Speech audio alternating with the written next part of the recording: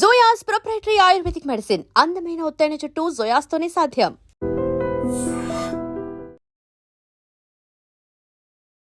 Welcome to ID news. This is Pavan. So present అయితే మీకు Kurnool incident తెలుసు కదా, ఎంతమంది అంటే 20 మంది వరకు దాదాపు సజీవ దహనం అయ్యి వాళ్ళ బాడీస్ చూస్తుంటే నిజంగా కళ్ళలో నీళ్ళు ఆగట్లేదు. అంతమంది అంటే ఒకళ్ళు చేసిన తప్పు, ఇద్దరు చేసిన తప్పు వల్ల అసలు ఏం తెలియని వాళ్ళు నిద్రలో ఉన్న వాళ్ళు నిద్రలోనే కాలి బూడిదైపోయిన పరిస్థితి ఉంది. అసలు ఆ ఇమేజ్ చూస్తుంటే ఆ శవాలని తీసుకొచ్చి పక్కన పడుకోబెడితే ఆ బాడీస్ని ఎంత బాధగా ఉందంటే, లిటరలీ అది ఒక చిన్న అసమర్థత వల్ల, ఒక చిన్న నెగ్లిజెన్సీ వల్ల దాని ఖరీదు ఒక 20 మంది ప్రాణాలు. అంటే చూడండి ఒకసారి, మీరు అర్థం చేసుకోండి. ఆ బస్ డ్రైవర్ బస్సు మీద ఎన్ని చలాన్స్ ఉన్నాయో కావేరీ వల్ల ఆ ట్రావెల్స్ పైన ఆ బస్ మీద 25,000 చలాన్లు ఉన్నాయి. పైగా 5th క్లాస్ పాస్ అయ్యి 10th క్లాస్ ఫేక్ సర్టిఫికేట్ తీసుకొని డ్రైవింగ్ లైసెన్స్ తీసుకున్నారని చెప్పేసి కూడా ఇన్ఫర్మేషన్ వస్తుంది. సో ఈ వ్యవస్థదే తప్పండి. ఇట్లా చేసిన చాలా ఒకదాని తర్వాత ఒకటి మిస్టేక్స్ తీసుకుంటూ వెళ్ళిపోతున్నారు. అంటే ఇంకొకటి, ఆ డ్రైవింగ్ చేసినాడు కదా బస్ కింద పడిన ఆ బండి, అతడి వీడియో బయటకు వచ్చింది ఒకసారి. ఆ ర్యాష్ డ్రైవింగ్ చూడండి, పచ్చిగా తాగి బంకులో పెట్రోల్ కొట్టించుకోవడానికి వెళ్ళి అక్కడ సీసీటీవీ ఫుటేజ్ అయితే బయటికి రావడం జరిగింది. వాడు అక్కడే మంచిగా తోలలేదు బండి, అక్కడే ఆడో ఒక్కడ కింద పడిపోయినా పోయేది. అంటే 20 మంది ప్రాణాలు బలి తీసుకున్నాడు. ఇప్పుడు తిప్పు కొడితే ఏజ్ కూడా అంత పెద్దగా ఏముండదు, బాధ్యతల బంధు ఏం లేదు, ఇష్టం వచ్చినట్టు తాగి తిరిగే బ్యాచ్ అదంతా. సో వాళ్ళ వల్ల ఎంతమంది ఎన్నో ఫ్యామిలీస్కి కడుపు కోత మిగిలింది. అసలు సరే, ఇదంతా పక్కన పెడితే ప్రజెంట్ జయసూర్య అనే ఒక అతను మియాపూర్లో జస్ట్ మిస్ అయ్యి కొంచెం ప్రాణాలతో బయటపడడం జరిగింది. సో వాళ్ళ ఫ్యామిలీ మనతోనే ఉన్నారు. వాళ్ళ పేరెంట్స్ అయితే అతని దగ్గరికి వెళ్ళారు. వాళ్ళ బావగారు ఉన్నారు, ఒకసారి అడిగి తెలుసుకుందాం. అన్న హాయ్ అన్న.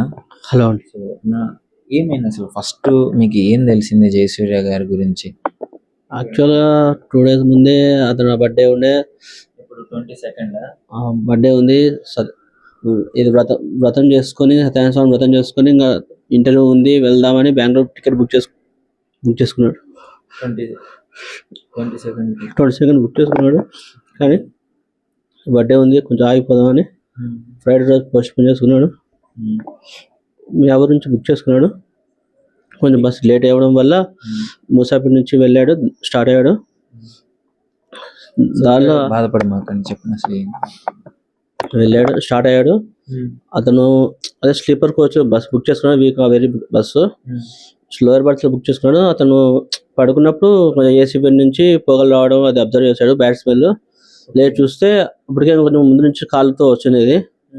సో అప్పుడు అలర్ట్ అయ్యి అబ్బాయి గ్లాస్ బ్రేక్ చేయడానికి ట్రై చేశాడు, విండో గ్లాస్. బట్ అతని వల్ల అవ్వట్లేదు. అంటే ఏసీ బస్ కదా, కొంచెం గ్లాస్ మిర్రర్స్ కొంచెం హార్డ్గా ఉన్నాయి. పక్కన వేరే అతను ఇద్దరు హెల్ప్ తీసుకొని ఇద్దరు ఒకేసారి గ్లాస్ బ్రేక్ చేసి దూకేసి అప్పుడు వెంటనే కొంచెం సేవ్ అయ్యగలిగారు. అలా దూకడం వల్ల అబ్బాయి రెండు కాళ్ళు ఫ్రాక్చర్ అయిపోయాయి. ప్రజెంట్ కర్నూలులో గవర్నమెంట్ హాస్పిటల్ ట్రీట్మెంట్ తీసుకుంటున్నాడు. పైన స్లీపర్ కోచ్ నుంచి జంప్ చేశారు అనమాట. సో ఆ గ్లాస్ బ్రేక్ చేయడం వల్ల కాల్ ట్విస్ట్ అయిపోయింది అనమాట. హైట్ ఎక్కువ ఉంది, గ్లాస్ కూడా హార్డ్ ఉంది వల్ల లెగ్ తో మొత్తం ప్రెజర్ పెట్టారు. యాక్చువల్ గా బస్ లో ఎమర్జెన్సీ ఎగ్జిట్ అది ఓపెన్ అవ్వట్లేదు. వాళ్ళకు ఓపెన్ అయితే చాలా మంది ఎస్కేప్ అయ్యే వాళ్ళు. అండ్ ఇంకొకటి, అది హ్యామర్ అలాంటి పెడితే బాగుంటుంది బస్సులో, ఎందుకంటే అది కూడా లేవు, సేఫ్టీ ప్రికాషన్స్ కూడా లేవు. బేసిక్ సేఫ్టీ ప్రికాషన్స్ కూడా తీసుకోకుండా బస్సును వదిలేశారు. వాళ్ళ ఫ్రంట్ నుంచి ఓపెన్ చేద్దామంటే ఫ్రంట్ లాక్ అయిపోయింది, ఆల్రెడీ ఫైర్ స్టార్ట్ అయిపోయింది. ఎమర్జెన్సీ ఎగ్జిట్ నుంచి ఓపెన్ చేద్దామంటే అది డోర్ ఓపెన్ అవ్వట్లేదు. గ్లాస్ బ్రేక్ చేద్దామంటే బేసిక్ హ్యామర్ కూడా ఉండలేదు. సో వీళ్ళు మ్యాన్ పవర్ యూస్ చేసి ఫిజికల్ గా బ్రేక్ చేసి ఏం చేశారు. పాపం వీళ్ళంటే యంగ్ కాబట్టి కొంచెం ఆ బలంతో కొట్టేస్తే ఓపెన్ అయింది. పాపం అందులో చిన్న పిల్లలు ఉన్నారు, ముసలి వాళ్ళు ఉన్నారు, అంటే లేడీస్ ఉన్నారు. వాళ్ళ పరిస్థితి, మా ఈ అబ్బాయి అంటే కొంచెం ఏజ్ లో ఉన్నాడు కాబట్టి బ్రేక్ జంప్ చేయగలరు, కానీ పెద్దవాళ్ళు కానీ చిన్నపిల్లలు కానీ వాళ్ళ వల్ల కాదు కదా. ఏదో జస్ట్ 1% లక్ వల్ల అబ్బాయి ఎస్కేప్ అవ్వగలిగాడు. మీకు ఎప్పుడు తెలిసింది ఇన్సిడెంట్ జరిగింది? మార్నింగ్ 3:30 అలా కాల్ చేశాడు. ఇలా 3:30 తర్వాత కాల్ చేశాడు, ఇలా యాక్సిడెంట్ అయింది అని చెప్పి. అబ్బాయి ఫోన్ కూడా డ్యామేజ్ అయిపోయింది. తర్వాత పక్కన వేరే వాళ్ళ ఫోన్ తీసుకొని కాల్ చేశాడు అనమాట. కాల్ చేస్తే మా మామయ్య గారు పొద్దున్నే స్టార్ట్ అయిపోయారు. ఇంకా మా అత్తయ్య గారు ఇక్కడ ఉండలేక పరిస్థితి, కాళ్ళు కొంచెం ఫ్రాక్చర్ అదేసరికి వెంటనే వెళ్ళిపోయారు. సో ప్రజెంట్ అక్కడ కర్నూలులో ఉన్నారు. అది పరిస్థితి అన్నమాట. ఏంటంటే ఇంతమంది చనిపోయారు, అందులో మీ బామ్మర్ది ఉన్నాడన్నప్పుడు ఆ పరిస్థితి ఎలా ఉంది అసలు? చాలా దారుణంగా ఉంది. అంటే మార్నింగ్ కొంచెం లేచాక చూస్తాను, ఆ అబ్బాయి బైక్ డ్రైవ్ చేసిన అబ్బాయి కొంచెం మరీ నెగ్లిజెన్స్ గా డ్రైవ్ చేసి వీడియో చూసారా? చూసానండి. పోయి వెళ్ళి అతనే బస్ హిట్ చేసి చాలా దారుణంగా ఉందండి పరిస్థితి. అంతమంది చనిపోవడానికి ఒక చిన్న నెగ్లిజెన్స్ కారణం అంటే ఇట్స్ వెరీ పిటీ అండి. సో అంటే బాధ్యత లేవు, ఇష్టం డ్రైవింగ్ చూస్తుంటే బంకులోనే కింద పడేటోడు.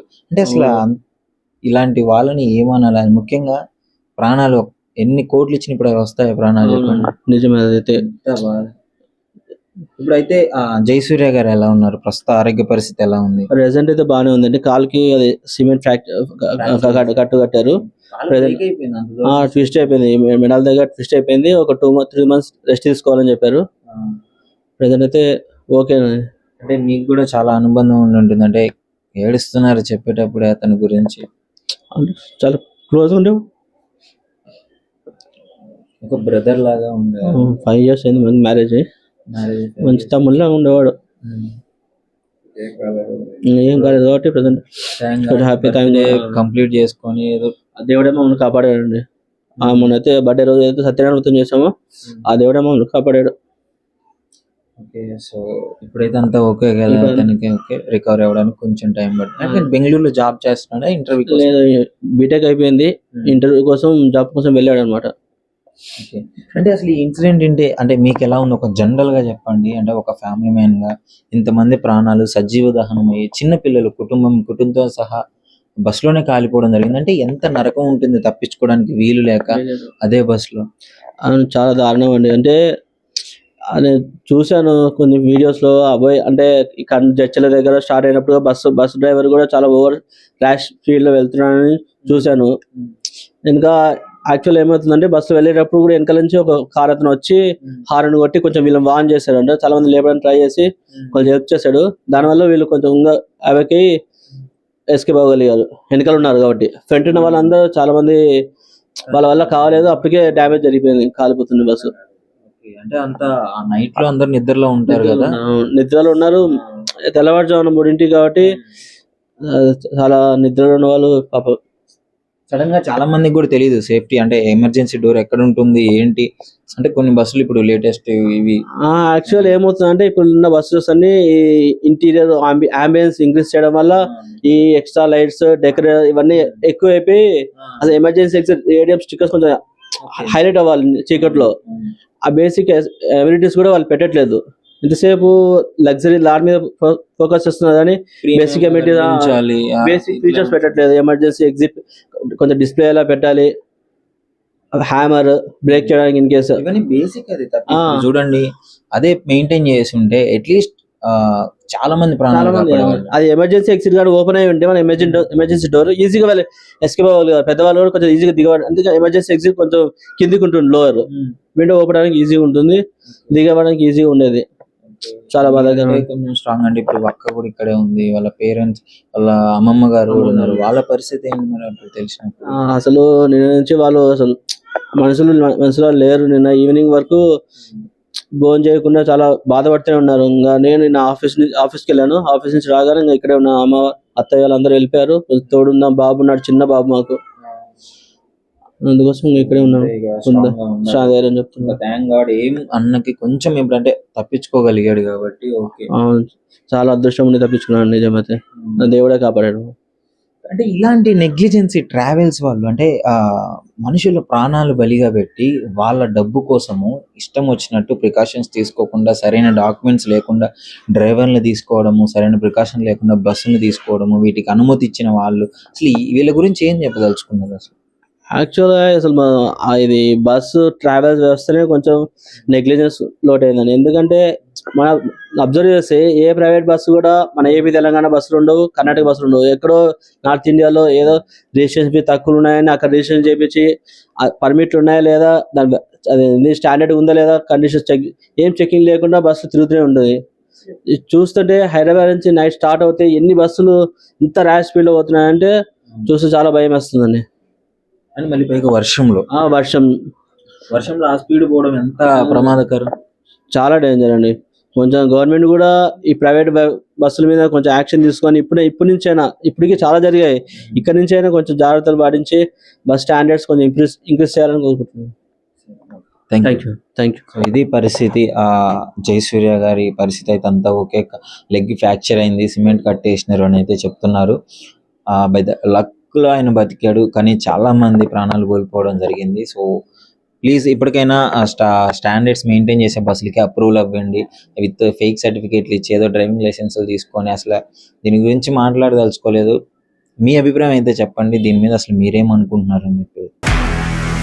నిజంగా ప్రస్తుతం ఉన్నటువంటి సమాజం దేనికి ప్రయారిటీ ఇస్తుంది? ఆర్థిక సంబంధాల చుట్టూ మాత్రమే తిరుగుతోంది. మళ్ళీ ఎన్నికలంగానే చాలా విరక్తి కలుగుతున్నాం. మంచి అనిపిస్తుంది కదా, లేడీస్ కూడా ఛాలెంజింగ్ జాబ్స్ చేసినప్పుడు చాలా బాగుంటది. ట్రాఫిక్ అసిస్టెంట్స్ గా నియమించిన ట్రాన్స్జెండర్స్ అందరితో సాల్యూట్ చేయించుకుంటున్నారు. ఫుడ్ డెలివరీ ఇవ్వటానికి వెళ్ళినటువంటి డెలివరీ బాయ్ అనిల్ పై కళ్ళ ముందు పెళ్ళండి